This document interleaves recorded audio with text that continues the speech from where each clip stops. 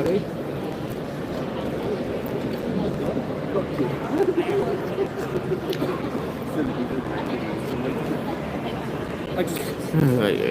It took ages. Should I known you'd be here?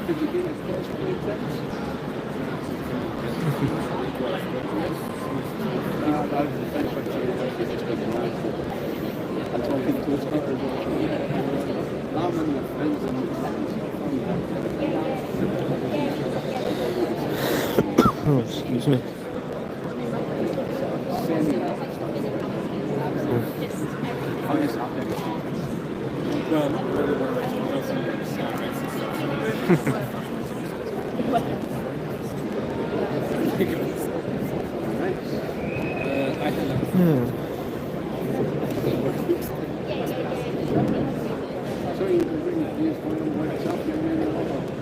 No, just me.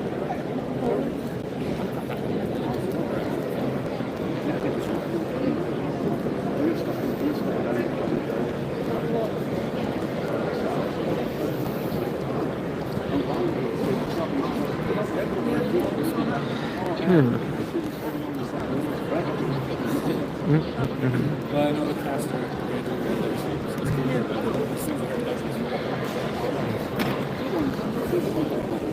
It was before.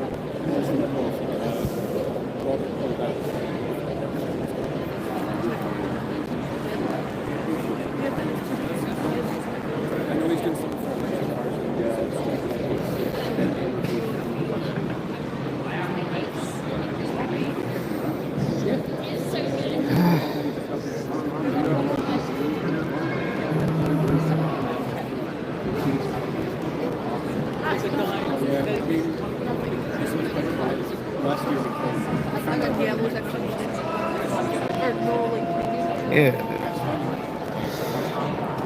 The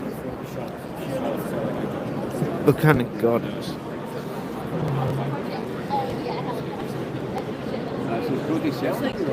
No.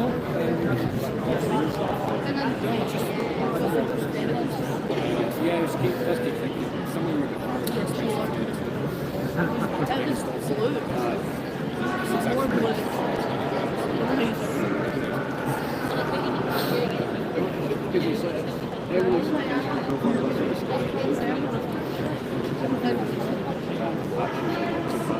She's like.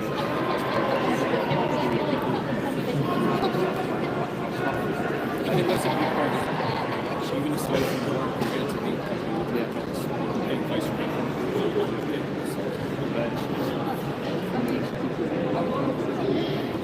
Oh, she was lucky she went to someone next time fast.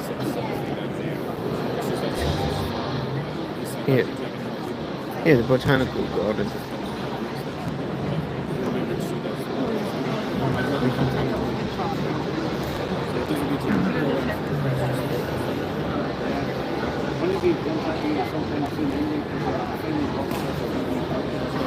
I just got to do that.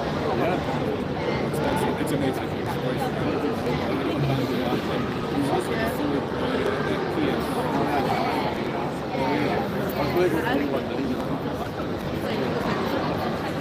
Oh yeah, so I went for AMS. I still want the big one because I love stuff like that. It's not supposed, no, it's just, it's just so much paper. Hours sitting I'm sitting watching the film, and my phone says, oh, it's doing work with this.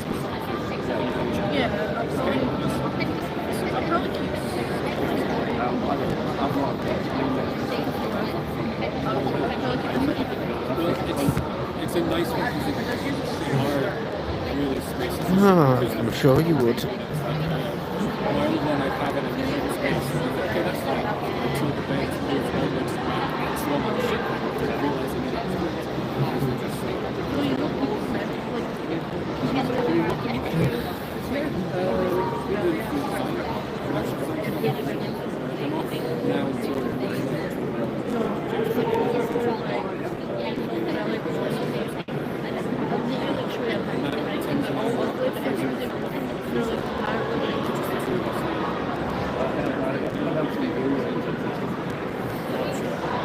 you doing the second third just now?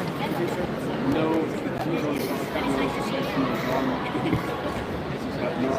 He's definitely a perfectionist.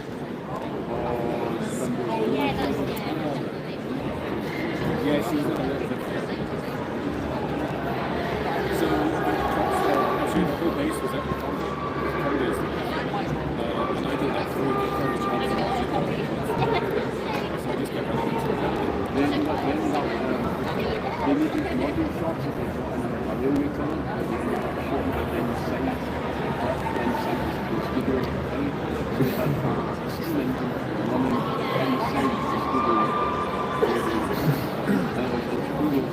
Yeah, talking to a toaster.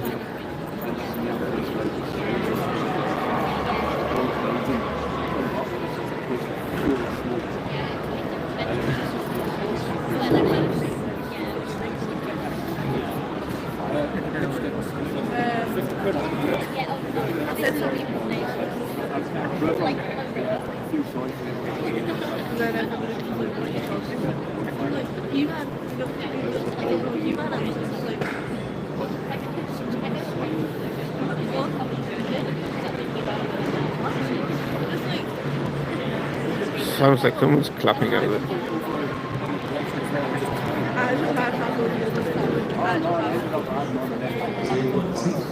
Hello. Would you like some toast? No. Hello, everybody! Let's try that again. I'm gonna walk out. We're gonna get like I want to get to this point here, and I want you to do lots of clapping and cheering as I walk on for this complete stranger that's walking on the stage. Are you up for that? No. I don't believe you. Are you up for that? Fantastic. Okay. Let's disappear here. The magic of theatre. I was never here. Okay. So, ladies and gentlemen, welcome to the Talkie Toast. Stop looking at me. I can see you looking at me. I'm not here. Okay. Stop it. Welcome to the Red Dwarf Talkie Toaster panel. Are you excited? Guys, I don't know if they're excited enough. Like, they don't sound excited enough for me. Are you excited? Okay, first of all, put your hands together. Welcome to the stage, your host for this panel, Rick Carranza! Keep it going until I get to that point. That point there. Until I start at that point, that's when you're going to start clapping. Wait. There we go. Okay. Hello, everybody. Welcome to the Red Dwarf panel talk. Give us a cheer if you're a fan of Red Dwarf. Just a few of you. Give us a cheer if you're not a fan of Red Dwarf. Good. No one's just sort of stumbled in and gone, what is this thing we're going to be talking about? Guys, just like you, I am a massive fan of Red Dwarf, and when I was asked to do this panel, I was like, oh my god, this is a dream come true for me. So, with that, I don't want to hold it back or anything like that, but I think without further ado, let's get our two fantastic panelists onto the stage. Please go wild and crazy. Put your hands together for Doug Naylor and Hattie Hayren!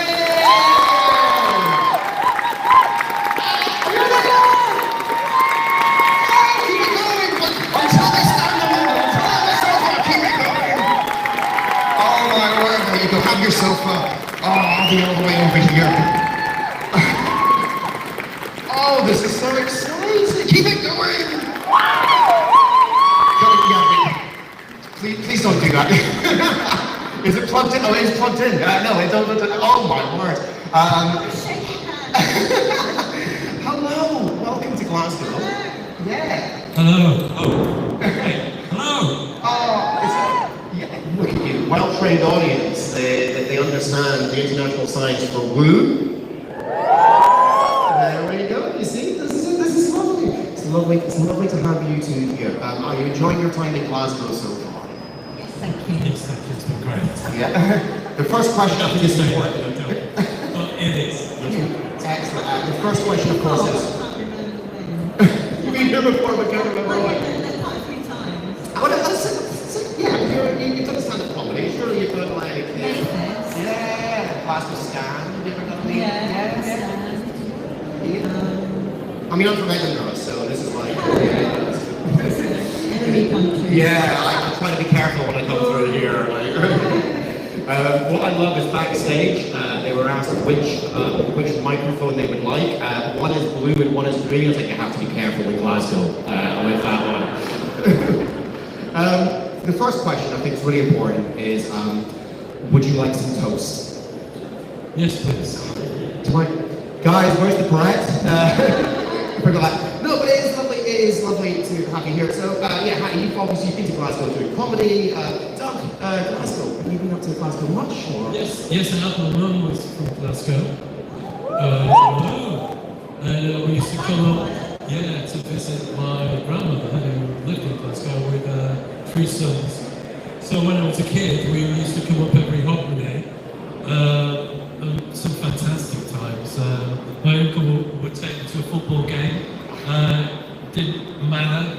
We saw Celtic in 1967, Rangers in 67 too, when they were both fantastic teams. Played golf with snow on the ground, playing with orange balls. I was about 12 and I could drive about 300 yards because it's like driving on concrete. And it was, really, really good memories. Amazing, it's so lovely. I love how you saw both. What I love is that you said, I saw Glasgow, I saw Rangers and Celtic when they were good. Not when they were good, when they were some of the best teams in the world. I mean, to be fair, that was around the time that Celtic won, like Europe. It was the year Celtic won the European Cup, and Rangers went to the final of the European Cup. Also, interestingly, we went to Partick Thistle, and I'm sorry. And something I'll always remember is the swearing and the invective, which made me laugh at the time. A supporter behind us was frustrated with one of the players, and he said, "Away home for your team, you big balloon." I love that. Like, give us a cheer in Scottish. The people out there will tell you that swearing in Scotland is an art form and a form of punctuation. Exactly. And even the young boy in the front there, he probably knows more swear words than he's told his mum. So welcome to Glasgow. Luckily, we've not got typical Glasgow Scottish weather for you. It's kind of held off, but it's quite nice. I say you stand-up comedy. We'll see you on Glasgow stand. Edinburgh Festival though, as well. We've just come out of Edinburgh Festival season. You've done the Edinburgh Festival as well in the time in your time? Yeah, I did the Edinburgh Festival. I did stand-up. I had a friend who went to London University and they were doing a Tennessee Williams play, their drama group. And they couldn't find anyone who was uncool enough at London University who wanted to play a thing called a cockaloony bird, which was like an emu. And she said to me, "Will you do it?" And I went, "Oh yeah, that'll be fun." You went to Edinburgh to do that. But my best bit of acting was pretending that I went to London University for 3 weeks while I was with the London University Drama Society. This play was pretty mad. It was when he was like trying to get off alcohol, and they said, "Oh, you just dress up as this, like this emu thing." And I said, "Well, when do I go on the stage?" And they said, "Well, whenever you like." So I just run on squawking and run off again.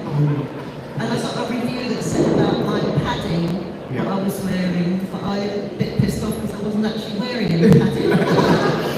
Just to warn you, if you see an emu appear on the stage at any point, you'll understand why.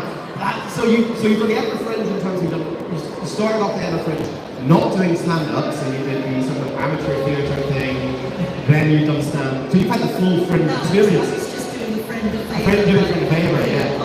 That feels like most Edinburgh Fringe shows. Yeah. Is someone doing someone else a favour. Yeah. Have you been back to the Edinburgh Fringe since? Oh yeah, doing stand-up. What was the most recent time you've been back? I think it was quite a while ago. Yeah? Yeah. I think the most recent time was apart from doing like one odd show, charity stand-up show. To do 3 weeks, I think it was 2012 in actually in a play. And that was when I had a broken ankle. Oh my word, 3 weeks. Yeah. But that actually helped because I was a part of the cafe owner and it was like, it wasn't a very good part. So I said, I've got a thing on my, what do you call it, cripple boot I call it, I know it's not right. But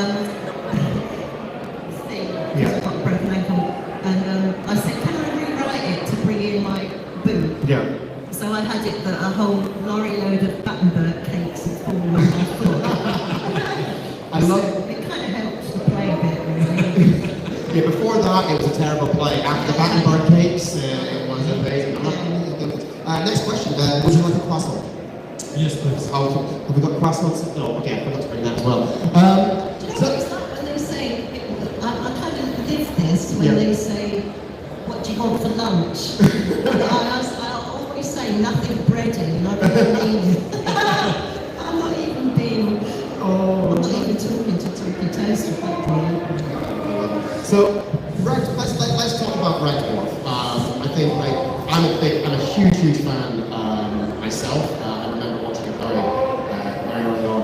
I always remember that sort of very famous interview that was on I think it was like Sneg Up's interview with Patrick Stewart, where he was like, you need to watch BBC Two because there's a show that's ripping off Star Trek. And then he was about to phone his agent, and then actually turned out that he loved the show. So, you know, it is a show that is beloved, especially in the UK, but also has exported well throughout the rest of the world. So, like, one of these things like, what brought Red Dwarf to, sort of, what influenced you to create Red Dwarf? Where did it start?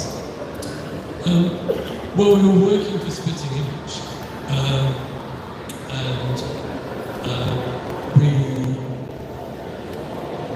we wrote a lot of the sketches and also wrote the chicken song. But it wasn't really our show ever. And we thought we need to go away and write our own sitcom. We've done sitcoms on radio, but obviously not for TV. And we based Red Dwarf on this idea, the sketch that we wrote on Sort of Cliche for Dave on the Space Cadet. We went away to a cottage in Wales and knocked out the first draft in a week. Couldn't nail the cat. We couldn't work out how he spoke because it was like a cat and it was superior, so he couldn't speak to himself, and we just couldn't work it out. So we were about 2/3 of the way through, 3/4 of the way through, thought we'll fix the cat and how he speaks later. Anyway, we finished it. Met Paul Jackson, said we're really excited, we've written this thing, science fiction comedy, and he went, forget it, you'll never sell it.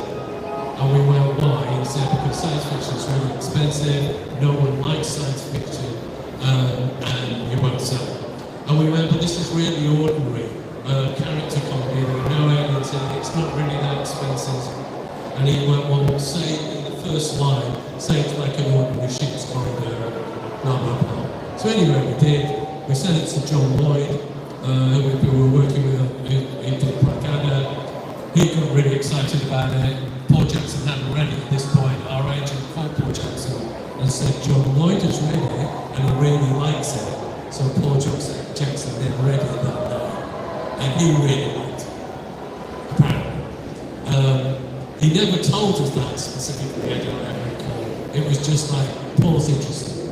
So then, John dropped out, Paul took it to the BBC 3 times, they rejected it 3 times.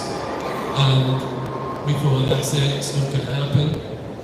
We got an offer from Channel 4, who liked it and wanted to make it into a film on 4. We went, no, we think it's a sitcom. And then, I think it was 3 years later, we wrote it in 1985, which is interesting when you look at Star Trek Next Gen. I wonder who wrote the first hologram character. If we wrote this in 1985, because they were a few years later. So technically we might be the first one. Anyway. So you're going to sue Star Trek? So we're going to sue Star Trek, yeah, with our patents. So then, yeah, it was purely by good luck. There was BBC Manchester were looking for something weird, that because they expected it to fail. And Paul Jackson put 3 scripts down on the desk, and I think ours was the weirdest. And they said, okay, fine.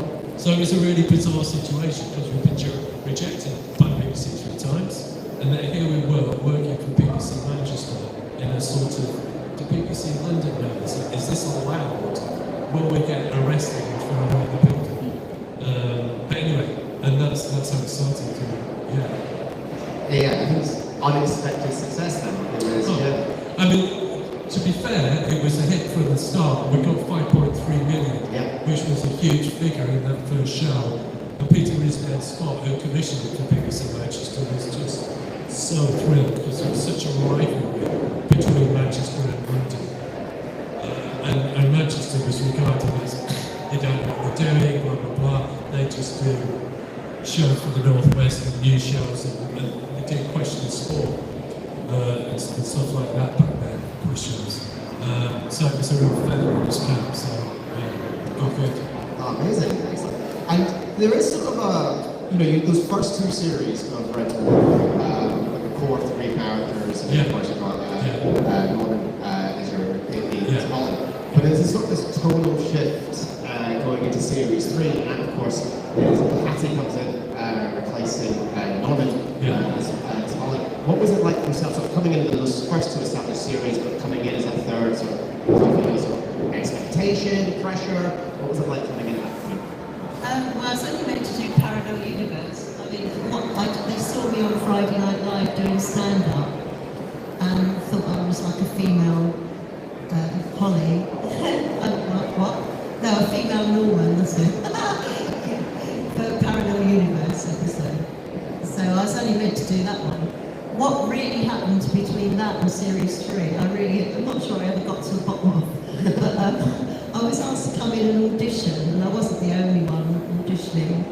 I always had my watch 15 minutes fast, and then I didn't want to be late, so I was half an hour early, so I got there, I was actually 45 minutes early.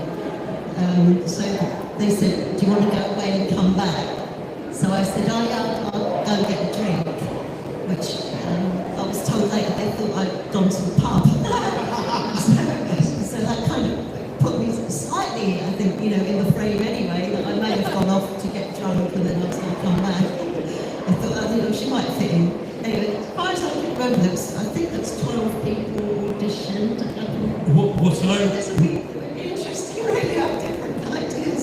What I remember was I'd gone to a meeting because we were told to discuss ideas for the logo. And it was just me, I don't know where Rob was, it was just me. And then as I came out, I bumped into Hattie in Leicester Square. I don't know if you remember this.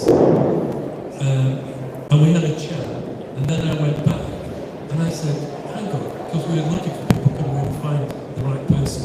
Why don't we just bring Hattie back? Because she worked really well with the two Hollies. And then so there may have been auditions, whatever. It's kind of named on it. That's nice to know. I might have already got it before I went to the audition. Well, I'm saying you this long to work out. I remember, because I'd never been to an audition, and I would go down into the basement. Right. No, okay. And they gave me the script to backwards. Like what time is it? 1:30. Right. Lunchtime, 1:30. And I read it and I laughed. And they said, can you read it out loud? I just read it to myself. Either you or Rob said, and try and make us laugh because we've heard it before. And then they did laugh, and then I didn't know, they didn't say there and then. So. I just love the idea of you at the table read, just laughing about it as well. Can you read the line now? That's fantastic. So, you come in, you did 3 series of Red Dwarf. During that time, same question yourself as well. Do you have a favourite episode or favourite experience from that time? There's lots of ones for different reasons. Like Meltdown always makes me laugh. It's funny, Meltdown was considered to be too silly at the time. All the fan feedback was, this is so stupid. But I remember making it just being doubled up.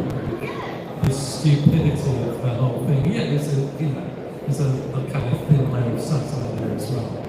But It wasn't allowed, was it? because of the war, and our original Manhattan Gandhi was a guy who looked like he was on his deathbed actually, and he arrived and it was like, oh, you met Manhattan Gandhi? Oh no, and he was this poor old guy who looked like about 95, and he was so friendly, and they just had him on the sofa, which was in the corridor outside the studio, and he was going, I'll be alright, so what's going to happen? You get to the press-ups of God knows what will kill you. So we had to recast. To put him back in the taxi, didn't you? Yeah, because the original casting director didn't meet anybody. She just phoned up people at casting agencies and go, we got this, oh, we got a great one here. It's really thin. He's old. Okay. How old is he? Oh, no, we don't understand. So you think the one in it was old? Yeah, you see the original one. Don't Wow. think you saw the weekend. But that's on the that's on some snake up, so we see that one. Wow, that's an experience like this. Okay, here's an actor. He might die on set. Don't worry. Also, that was the only episode where I went on location. I mean, it wasn't far, about Yeah. the field and the It was a film. closest to going on location. So close. So watching them run across being blown up was really fun.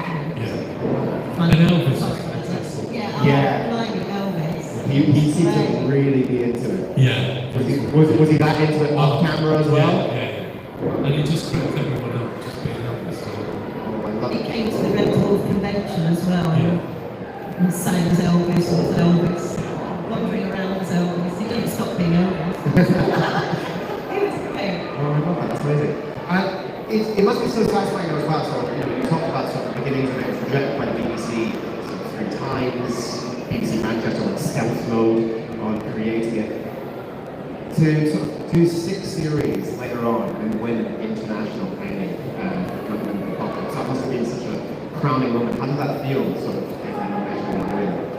When I was in the edit, I was doing a different show, editing a different show, so I couldn't go to the awards.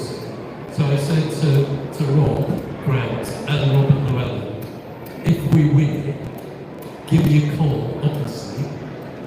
And so I went to bed that night, woke up in the morning, no call.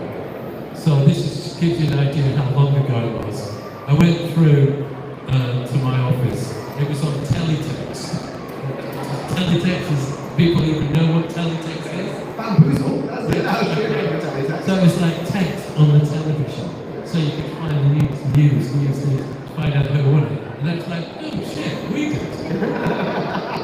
And that's how I found out. I love it. So the proper, like, not just like a proper delay in finding out that you won it. Like nowadays, you just go, oh, yeah. I'm on Twitter. Oh, there we go. I won it. Yeah. Now, like young one there, you will never understand the world. No. We used to have to live it. Yeah. Like, that's incredible. So I love it. I love it. Now, it's Red Dwarf is still continuing. This is the fantastic thing. Those are the rumours, yes. I understand these rumours. And obviously, Yeah. I would deny them seriously if they weren't true. I'd have to do that. But I'm saying nothing. I tried. You can work that out, I'm sure. Yeah, I'm sure that, we can clean on it. I mean, Robert Llewellyn was quite... And Craig. Have you had words with him? What you say, keep this a secret, guys? Oh, absolutely. And then it's guaranteed to be. It's like a whole cast of Tom Hollands just leaking everything, isn't it? Yeah. Right. If you could go back and change anything in your kind of performances or anything you'd like to rewrite or maybe try again, is there anything that you maybe improve or take out? Is there anything you'd like to sort of do again? Oh, this always, every show. Every show. Yeah, of course. Loads. I mean, you're always constricted by all sorts of things. And so nothing ever comes out quite as well as you hope. Although, having said that, there are some shows which, I'm very proud of. Yeah, absolutely. And what about that, Patty? Is there anything, any particular performances you go back and you just go, could have done that a little bit better, or are you no, you do perfect every single time, hit the mark. I think I could have done around a bit less.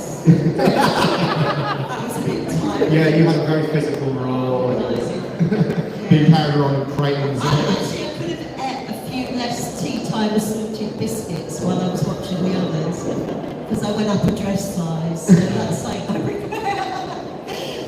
because I was there 6 days a week with all the others, so, and some days I didn't have anything to do particularly, so it was fun. supporting artists. I mean, not all of them were extras. So yeah, that was good. What do you hope sort of Red Dwarf will be? Because like Red Dwarf is like an unusual show. Like British series tend to run very short. You know, it's 6 episodes, and maybe you only get like a couple of seasons from like The Office, Fawlty Towers, and other things. But Red Dwarf is this long running. You know, obviously we had The Promised Land back in 2020. We don't know what's happening next. We might find out later. No. But what do you hope so? How Red Dwarf will be remembered, or what will be remembered for? Oh gosh, I don't even consider things like that. I mean, I hope it's considered remembered affectionately, of course. And I think the reason it's lasted so long, there's a number of reasons for that. But one of the reasons, and the main reasons, is basically the guys want to come back and make them. You know, and often you don't get that. And in some series, you can't make 13 series of 40 towers, I don't think. John Cleese did want to do it, and basically you're using fast plots. And if you get to plot 75 of the fast, it's going to wear thin. So we were lucky, because it's science fiction and comedy, it's very rich, and it gives you all sorts of areas. There's almost no end to the stories that you can tell, because of the actual format of the show. So that's it. So it's a combination of things that have made it nice. But I think it means a lot to us that have been in it or are in it. It means as much to us as it does to the fans, Yeah, which is absolutely. great. Yeah. It's, you know. And coming to these sort of conventions, you know, and meeting your fans, what does that mean? You know, how does that feel? Sort of interacting with people who have grown up loving it, and you know, younger fans now as well, who are discovering it. What's it like meeting the fans? I love meeting the fans. Yeah, It's so great. I really like doing Yeah. comic cons. I think there's like, we were just talking sort of backstage, and there was one, I don't know, there was a girl walking around with a box in her head, yeah, there she is! Oh, you look amazing! Like, proper Holly walking around, so if you see her, tell her she's done an amazing job. She has. But yeah, I think... Yeah, don't let Duck see her and put her in. Yeah, Doug might sue, so we know he's going after Star Trek now. So there's some Trekkies there, by the way, just be careful. Excellent. Well, I'd love to open it up to the floor. I love how I haven't even finished my sentence, and you were like, me, straight away. Yeah, I'd love to open up the floor for anybody who'd like to come with questions. If you'd like to come step forward, I'll hand you down my microphone if you're comfortable doing that, or it's wireless, I can come to you if that's more comfortable. I'll come to you. Can we do that? I can do the exercise. And I've heard that before so many times.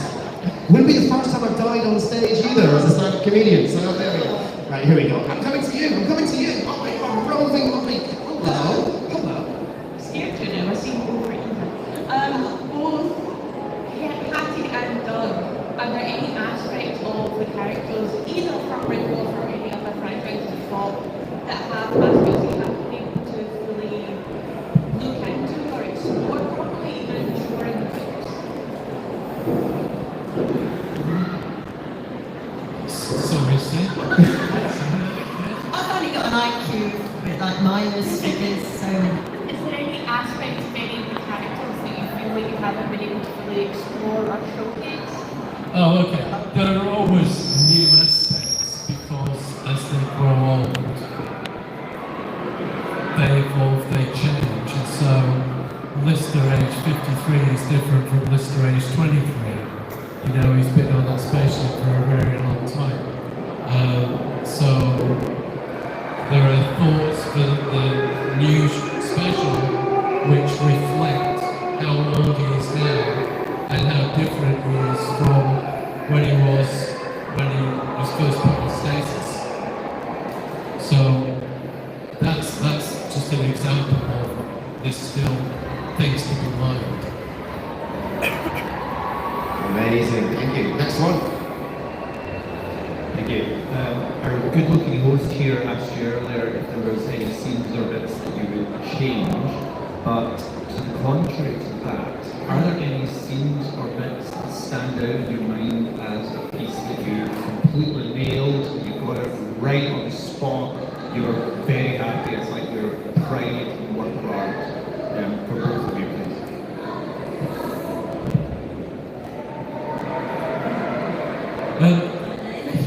I mean, you can only truly measure it, I guess, by the audience reaction. So you can go, they laughed a lot there. And so a couple of examples are the shrinking boxer shorts in Polymorph. They did laugh very, very loudly. But they had to do that about 3 times, didn't they? Yeah. You know, people think that laughter tracks put on. With that one, they had to keep doing it 3 times until people laughed less because they were laughing too much. Yeah.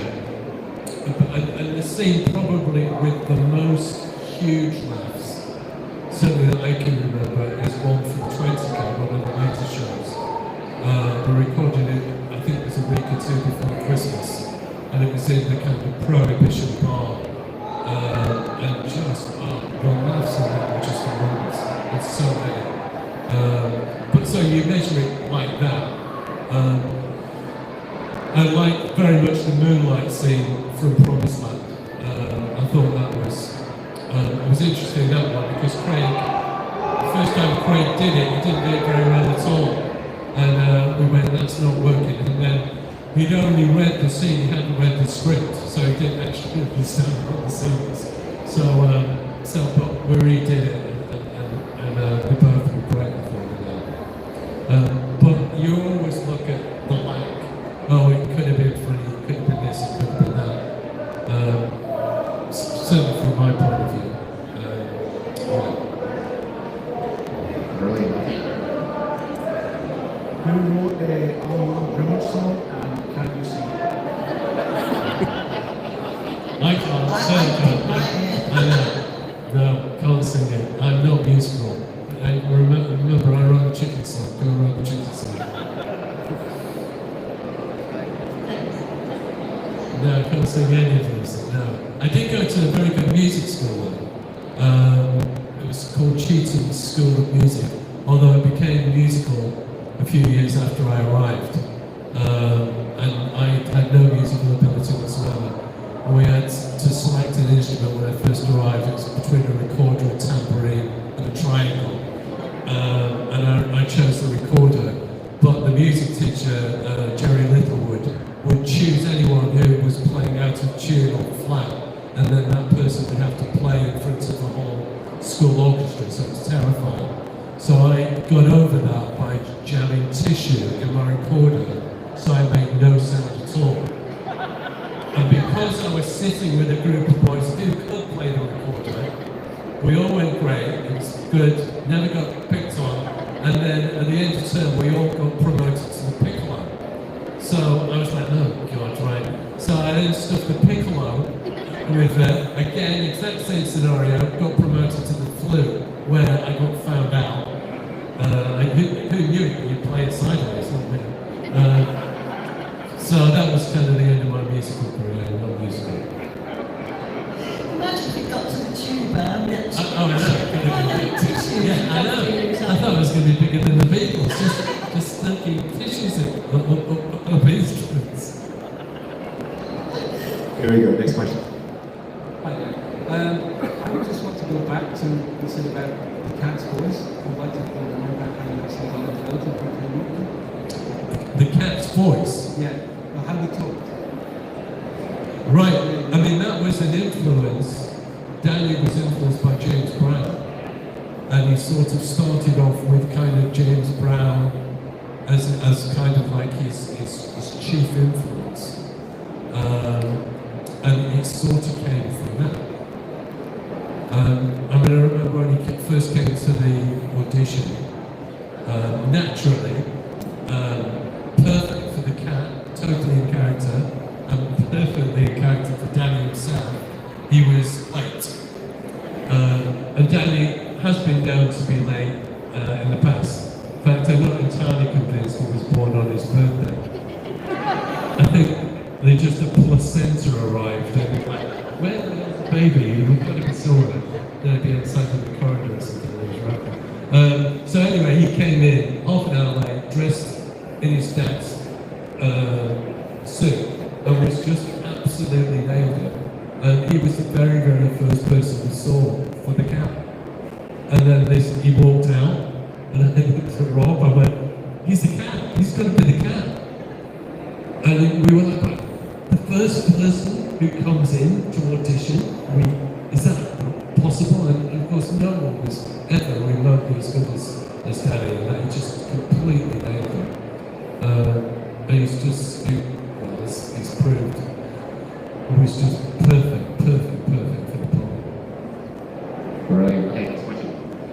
So, I have another music question. Sorry, I was curious about what the theme song that you picked out because it was quirky and funny, or was it super?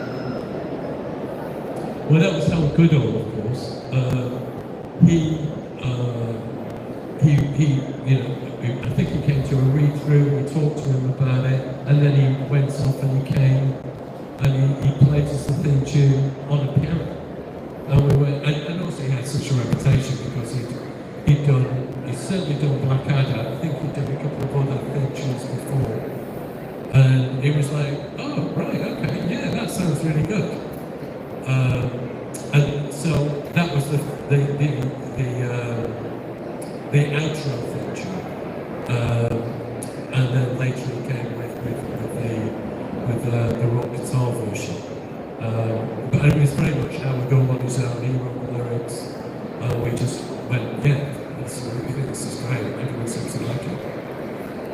Brilliant. Okay, we've got one over here. If there had to be a new series of Red Dwarf and you had to pick one actor to get a new part, which actor would it be? Which actor would it be to? Which actor would it be to bring in for a new part? Oh, for a new part? Well, that would very much depend on the part. The part would have to be written. I think a young listener would be interesting. I'm not sure who would play it.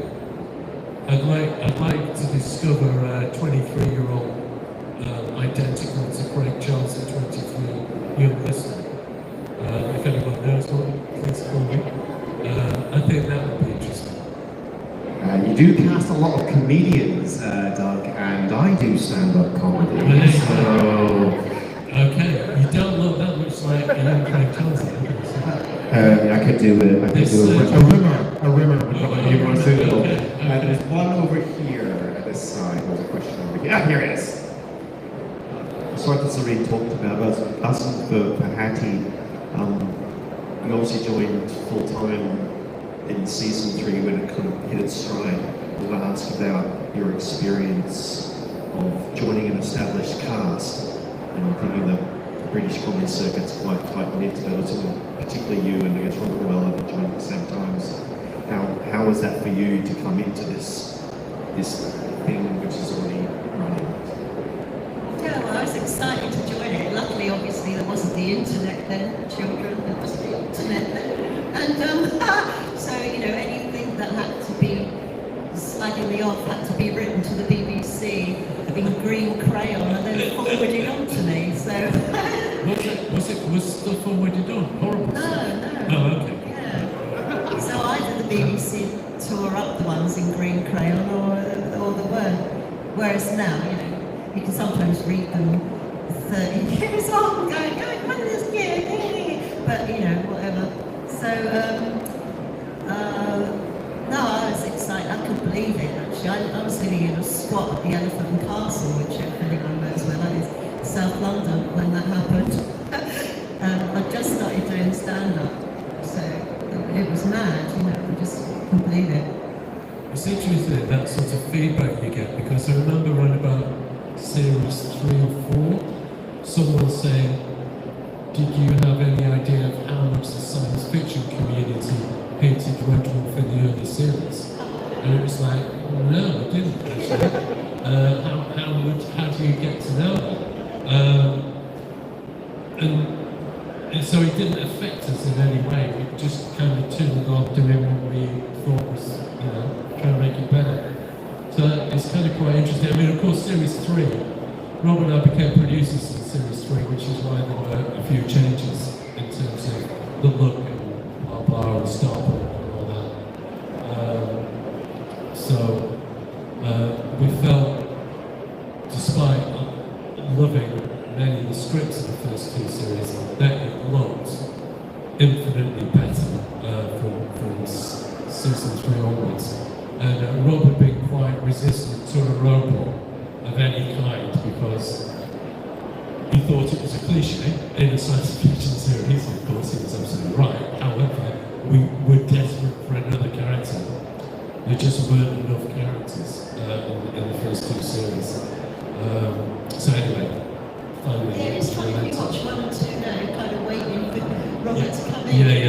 Yeah. And it was lonely as a consequence of that, but it would have run out of steam quite soon if we had kept it down to just Mr. Riddle, Holly and Cal. Excellent. Okay, last question. So one of my personal favourite series is... I'm over here. Hello. So, and none of you I'm going to stand up. There we go. Hello there. That's like... I absolutely love that I said I'm over here and get you looking in that anyway. Can't see a thing with that. One of my personal favourite series of Red Dwarf is Series 8, where it's back at the prison on Red Dwarf. And we had Chris Barry here at me last year who showed us all how to do the Rimmer salute. Yes. And I never got a chance to ask him, where did the full Rimmer come from when he's talking to Captain Hollister? But what did you write a stage direction for Rimmer to give the full Rimmer salute? Oh, I remember that so vividly. I said to Chris, do a Rimmer salute way longer than you think it's comfortable. This was in rehearsals. And he did it, and I went, Chris, that's not long enough. And I remember being in the gallery, and I always used to sit behind Ed at a time, and he started his Rimmer salute, and I'm going, yeah, go on, that's good, Chris. Keep going, Chris. Keep going. And of course he couldn't hear me, but he did it, he absolutely nailed it, because he did it for so long. And then when he did his flutter down, that was just brilliant. Now, I made a technical error getting back on this stage. Whoa! I turned 42 this year. Excellent. Well, folks, that was Talkie Toaster with Holly and Doug. Please give it up for Hattie and the Dog. That was amazing. Thank you so much for coming to us. Amazing. That's it of this panel. They'll be back. Are you going to go back to your tables eventually? They'll be back to your tables if you want to go have a wee chat before we all grab lunch. But at 1:30, we're going to be starting our next panel, which is going to be on Baldur's Gate. So if you want to come back for that one at 1:30. But again, just give it up for